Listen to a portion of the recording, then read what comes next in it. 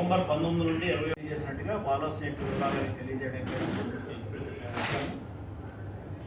ఈ విశాఖ బాలోత్సవం అనేటువంటిది నవంబర్ 19 నుంచి 21 వరకు సెయింట్ యాంథనీ ప్రైమరీ స్కూల్లో జరగబోతుంది. ఇది 19వ తారీఖు ఉదయం 10 గంటలకి ప్రారంభ సభ అనేటువంటిది ఉంటుంది.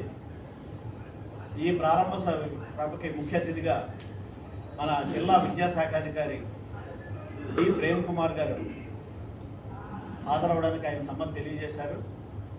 ఎంతో ఆనందించిన విషయం. వీరితో పాటు ఈ ప్రారంభ సభలో ఇంకా బేతవరు రామబ్రహ్మం గారు, కేంద్ర సాహిత్య అకాడమీ అవార్డు గ్రహీత, తెలుగు భాషా కోవిదులు శ్రీ ఎంఈఎస్ శర్మ గారు, ఆయన ఉత్తరాంధ్ర పట్టభద్రుల ఎమ్మెల్సీ తరగతి పూర్వ ఎమ్మెల్సీ ఆయన. వీరేగాక ఇంకా ఫాదర్ రత్నకుమార్ గారు, ముఖ్య వ్యక్తి అయిన సెయింట్ యాంథనీ స్కూల్ హెడ్ అయిన ఆయన ప్రెమిసెస్ నింపడానికి కూడా ఆయనే ముందుకు వచ్చారు. లాస్ట్ టైం లాగే వారు ప్రారంభంలో పాల్గొంటారు. అలాగే పీకే జోస్ గారు, కన్సర్న్ ట్రస్ట్ తాలూకు చైర్మన్, వీరు ముఖ్య అతిథులుగా పాల్గొంటున్నారు. ఇంకా చాలామంది ఈ ప్రారంభ సభ కూడా హాజరవుతారు.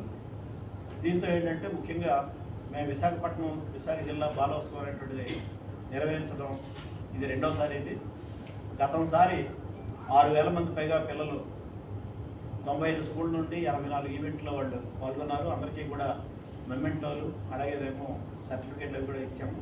అలాగే అందరికీ కూడా భోజనాలు, లంచ్ లేకపోతే బ్రేక్ఫాస్ట్ అన్నీ కూడా మేము అరేంజ్ చేయడం జరిగింది. అయితే ఇదంతా కూడా విశాఖపట్నం నగరంలో ఉన్నటువంటి దాతల యొక్క సహాయ సహకారంతోనే జరిగింది. అది ఈసారి కూడా ఆ రకంగా నిర్వహించాలని మేము అనుకుంటున్నాం. ఎందుకన్నా పెద్ద ఎత్తున స్పందన వస్తుందని మేము అనుకుంటున్నాం.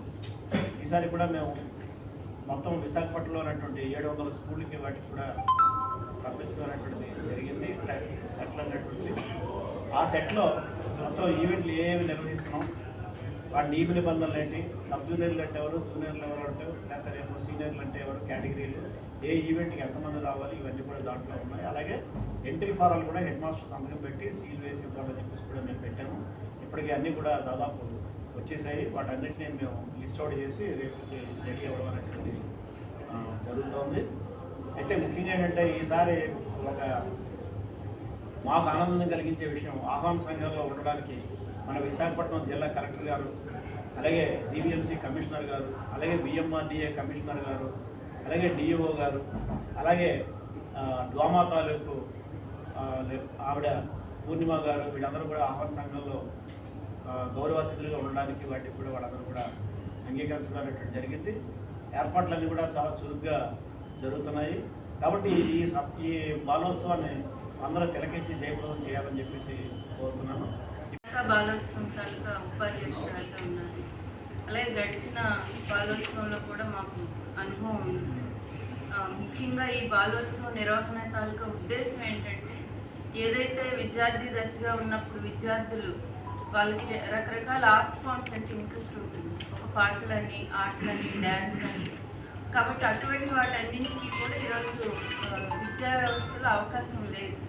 అంటే దాన్ని ఆ గ్యాప్ని ఫిల్ చేయడానికి విశాఖ బాలోత్సవం ఈ పిల్లల పండుగ పేరుతో 84 ఈవెంట్ ఇప్పుడు అంటే చిత్రలేఖనం నుంచి ఫైర్లెస్ కుకింగ్ వరకు, అలాగే పాటల నుంచి మన పద్యాలు గానం చేసే వరకు ప్రతిదీ కూడా, అంటే ఇవన్నీ కూడా చైల్డ్హుడ్లో గోత్రూ అవ్వాల్సిన అంశాలనే మేము బాలోత్సవంలో తీసుకోవటం అనేది జరిగింది.